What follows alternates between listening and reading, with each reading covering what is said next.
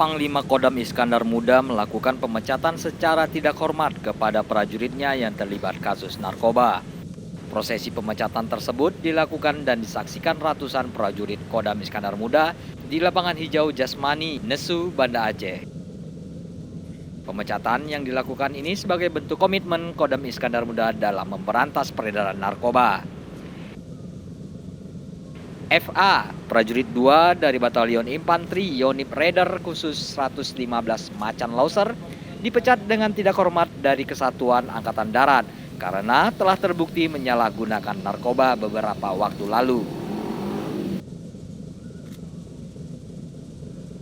Menurut Panglima Kodam Iskandar Muda, Maijen TNI Teguh Arif Indrat Moko mengatakan semasa ia menjabat menjadi Pangdam Iskandar Muda sudah 2 kali melakukan upacara pemberhentian dengan tidak hormat bagi prajuritnya.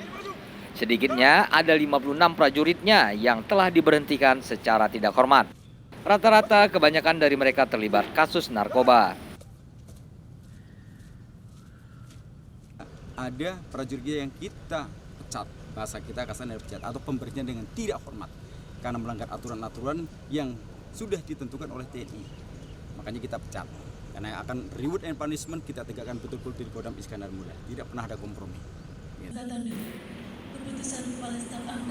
Dari Banda Aceh, tim Habat TV melaporkan.